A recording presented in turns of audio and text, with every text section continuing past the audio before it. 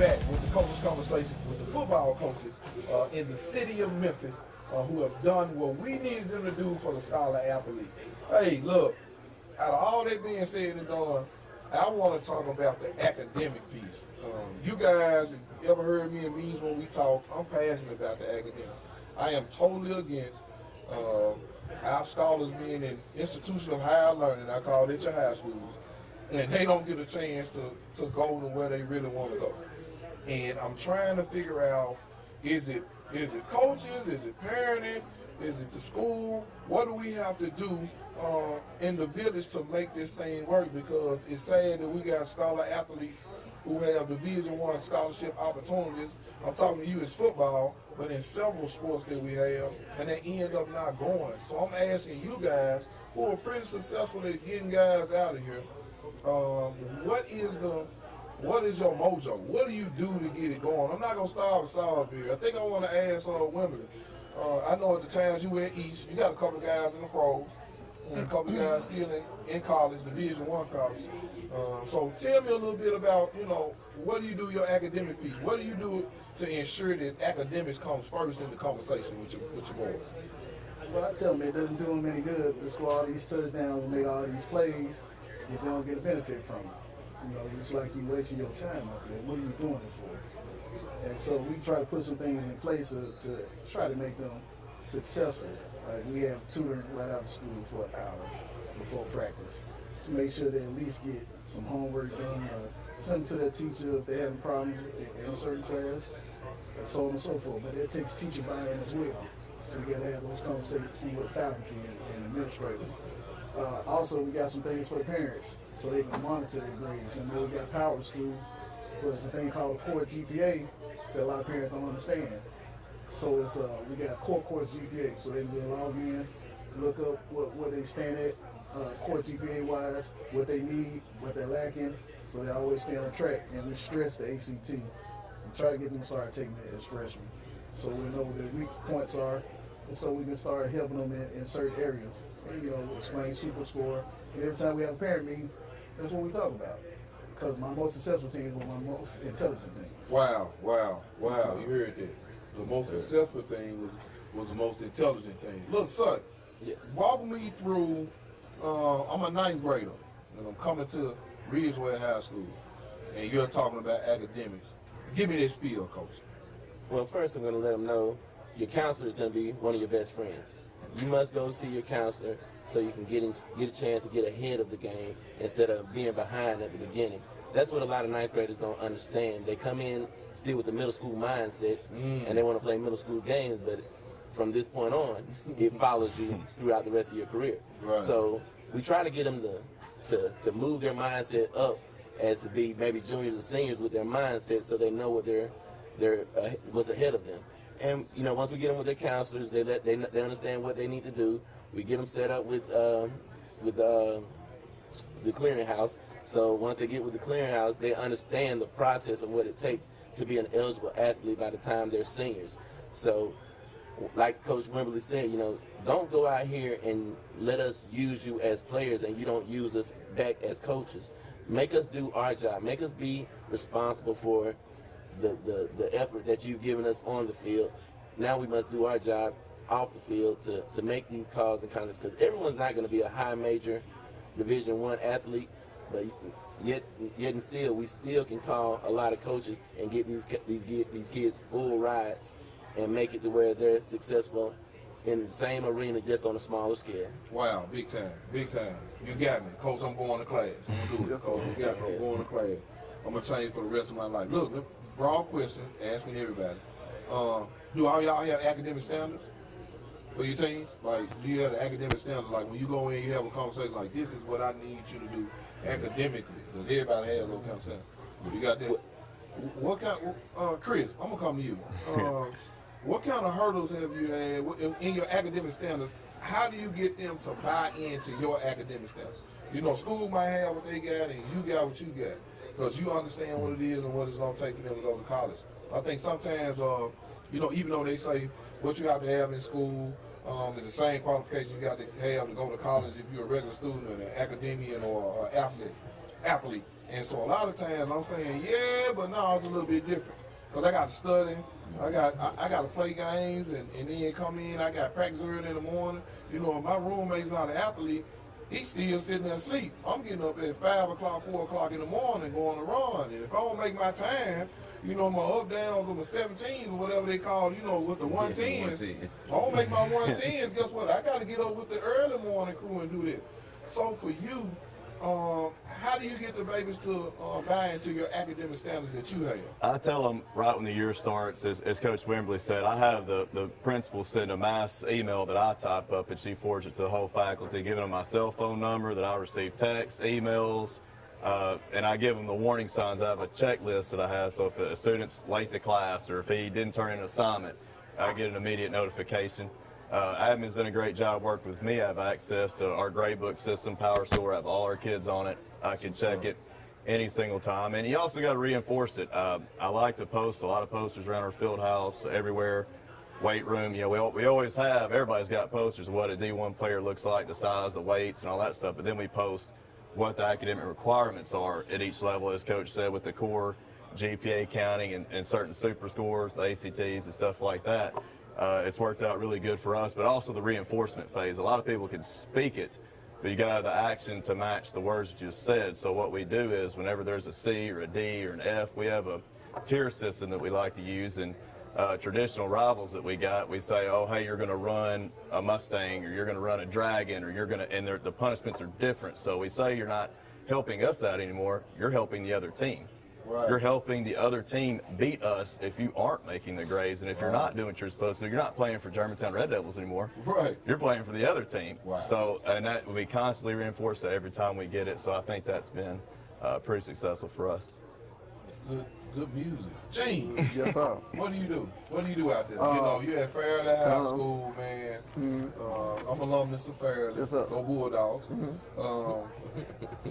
How do you get that academic culture back in? Man? Indeed. So year one was me coming in trying to change the culture. Okay. So a major piece of everything I did was accountability. Okay. I wanted you to know that you're accountable for your actions as well as your brother's actions. So when one of our players gets in trouble, whatever practice, whatever week it is, we stop practice and the whole team does the punishment for that problem. And the first few weeks of the school, you actually had teachers coming to me saying thank you. You understand? Because they see the players are policing themselves in class. So that was a major piece. Is everything is discipline first before we can talk about the academics. We have to be disciplined in class to be able to learn. Right. And that's the deal. But after school, everyone's mandatory. You have to go to tutor. Okay. 4 hours. So we don't even so get right on after the field. school, they going to tutor. How many of y'all do that? How many of y'all right out of school to student? A whole hour. Y'all do that? Okay. That's good business, man. I like that because it gives you an opportunity, with you being a young guy, with these elder statesmen around, with you coming in and having that mindset, that breeds greatness. So we're not just looking at creating football players, we're creating young scholars. We're creating men, like you said, who are going to lead this world, not just the United States, this world. We're training global leaders. You know, I don't take that for granted. I don't say that to be facetious. It's real. You know, I believe at the end of the day, man, we got leaders that we deal with every day that's going to change the world. And if you don't feel that way, there's something wrong with you. You got to feel that way. Academics as well. Coach, let me hit you with this one. Over your career, give me the best academic story where a kid overcame. Yeah, I know you probably got one. I know you got one. And I'm gonna hit the table except for Ching. Ching, have you had anyone? You got one? Yeah. Ching the baby. So I'm gonna skip everybody except Ching. And I'm gonna get Smith. He might be the last one because he's been there 4 years. So he's had somebody 4 years. So my question to you, man, give me that academic story, man. I want that success story. Give me the one, man, where the 9th grader came in and you gave him that conversation and he didn't get it till later on. You know, you can give me one, the short one, or you give me one that's gone on to college and done great. And man, I know you got about one. Yeah. So give me so many give me one. scenarios, but the first one that popped in my head is one of my guys, Leroy Banks. I'll talk about Leroy, who actually came back and was able to work at the school, and now he actually has moved to Texas. He's working in Texas, coaching in Austin, Texas now. Okay, that's the guy who worked with you. Had a chance to play for Kansas City Chiefs, played at Southern Mississippi, but he had to take the circular route. He had to go to Coahoma Junior College out of high school because he didn't follow what was going on, and the bells went off, and he realized that, hey, this part has to come first. And just what a great testament of his life is what he was over our ISS department. He's on the kids. He's on them. Like, man, don't do what I did. So he uses his life as a testimony to don't do this. Don't follow those pitfalls. 9th and 10th grade are the most important years. You want to get yourself on solid footing early with your academics. Don't get behind where you're trying to play catch up because the clock might run out. Yes, sir. So that's be one, man. What a great testament. And boy, I got a couple that's in my head now that I'm like, we're not talking about them. But yeah, we're not gonna bring them up today. But Leroy be one that's a great success story that, as a man now, like even today I talked about, if you're a student first. So if you don't worry about the athlete part, if you don't get the student part, the athlete part is going to go away. And it may going to go away a lot earlier than you assume it will if you don't get the student part down. So your career might end as a 9th grader if your academics are in order. So your job as a student allows that game to last a lot longer for you. And it might lead you to some dollars on the other end. Yes, sir. Take care of the student part. Well, you know what? I'm going to say this in being a scholarship recipient. I was surprised, man, when I read the piece of paper. When you saying, school, it doesn't say athletic scholarship. That's not what it says. It says scholarship for athletics. That stuck with me for a long time. And I thought about that thing. You got to be a scholar first. And mom, dad is listening to this. That when your baby get that piece of paper, it says scholarship for athletics. We can talk about it all day. No, he got an athletic scholarship. No, he didn't.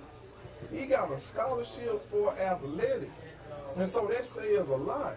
I'm going to skip over to my guy, Wimberly. Wimberly, tell me, man, give me a story. I know you were in the Binghamton area, man.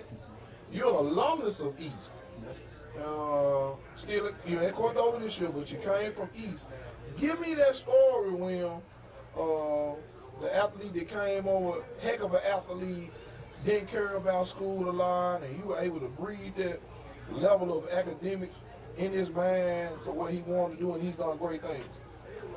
I have to say Brian Kimbrough. Oh, wow. I don't know if you remember him, but he was a pretty good football player. Right. But when he first came to East, he was a terrible student. He didn't care much about school, class clown, the whole 9 yards. And, we just had a conversation one day before the end of the 9th grade year. I said, son, you got to make a decision. You want to play football or not? Because you continue down this road, you're not going to be on this team. All right? So there's certain things you're going to have to do to get yourself together. You are too talented to be hanging out with this crowd. You're too talented not to make it. I'll help you, but you're going to have to do something. He just made a decision at that moment. He was a different kid. Wow. By the time he left East, all his teachers left him. He had pulled his GPA up to close to a 3.0. What's up? It was close. He ended up going to Vanderbilt, but that was, we had to do the super score route because composite score-wise, he didn't score over 16. But each test he took, we concentrate on one area of the exam. Like math, he'll make a 21 here. Wow. Next test, we'll concentrate on reading. He'll make a 20 there.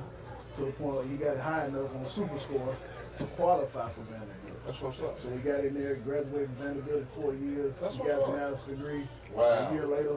So he's got a master's degree. He's in forensic science right now. He's a police officer. That's what's up. That's what's up. Is he here in Memphis or is he still in the He's business? still in the deal. That's what's up, man. That's big time. Son, Yes. give it to me, man. You at Ridgeway. Man, Ridgeway. Yes, sir. Tell me, man. And for years, when you talk about academics and athletics, your school has been synonymous with that. So I know every now and then, man, you get a scholar that might not grasp the concept. Well, just going into my 9th year at Ridgeway, I honestly can't say that I've had a whole lot of issues with guys not making the grade. Wow. Is currently we have a young player who didn't make the score to go to Oklahoma this season, Okay. but you know his story is yet to be written as far as where he's going to continue to go. So I can't recall any player at Ridgeway that struggled to make the grade, to make it to that next level. Now, being that I've been in this game going on 21 years this season, I think back to my Kingsbury days where I had multiple players that struggled here or there, whatever the case may be. And the kid's name that comes to mind is Jamal Mosley. He's always been a big-time player, but a lot of times when you're a big-time player, you don't look at academics as you should because everybody's calling your name, yelling your name, and you're quote-unquote a star around the school, around your neighborhood. Everyone knows who you are. So they're not worried about what you're doing in the classroom. It's Right. You're such a great player, and that's all they hear, and they don't focus their energies on what they need to, and that's academics. But yet and still, you know, he did some things wrong. He went to Oklahoma State first, got in a bit of trouble out there, but he redirected himself, left there, and then he went to Northwest Community College, got his things together. Then he proceeded to go to Ole Miss, and at Ole Miss he did extremely well. He ended up graduating, and you know he had a chance to be in the NFL, but he hurt his knee in an All-Star game, which happens, part of the game. But that wasn't a setback, and he took it as, you know, a learning lesson, and knowing that going forward, athletics is not going to be there all your life. You're going to get old. So he's doing well. He's selling cars now in the area, but you know he has a business degree from Ole Miss, and he's doing well. Proud of him. Yeah, Costa gonna make a lot of money. 'Cause everybody in here travel vehicle, right? Everybody. Shoot, what you said. Hey man, that's what Chris. Give it to me. Now, I know you in Arkansas, so you can give me a Shelby County school, or you can give me the best one. I mean, I have a really unique academic story. I had a kid last year. He was an IB kid, and you know, Tony Tran is his name. He was 30-plus ACT kid. I believe he made a 34 on the ACT. Wow. And I had some guys that, you know, I told him, I was like, you want to make yourself more marketable?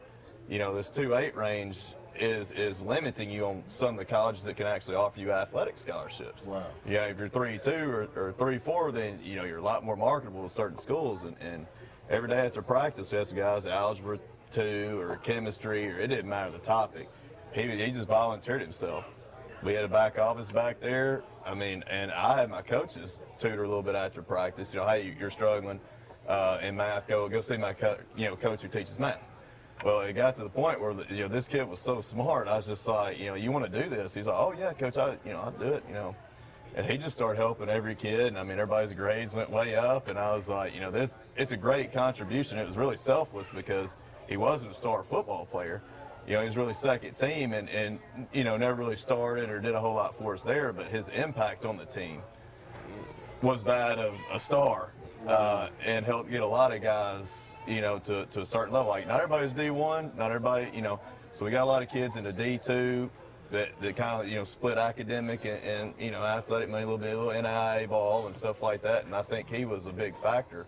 And a lot of those guys, he grew on a lot of those guys. A lot of those guys, they loved him. A kid that wasn't a football star ended up being a football star. Man, Chris, you don't even realize what you just did for the whole conversation. Like that tidbit there, for the people that are going to watch this video, for those scholar athletes that are going to watch this video, who are sitting on the sideline saying, I'm not getting a lot of tick, not getting a lot of time. What is my value? And for you to sit at the table and say that out loud, this is something that you touch probably every coach has got. Everybody sitting on the panel right now, probably at the table rather, has that scholar athlete on their team that's willing to do that. And so many times, man, we always talk about, like Coach said, the superstar, the guy that's running the ball, catching the ball, throwing the ball, kicking the ball. But what about that guy that's on the sideline giving them more morality? He's kicking it up. Come on, man, let's do it. But he's also helping out like, Coach, I got him. We're going to get his scores up. And you're saying right now that what he did helped the team now. Man, that is phenomenal. What you say his name was? Tony Tran. Man, Tony Tran. Mm-hmm. Tony Tran, awesome work. I don't know who your parents are, kiss him right now.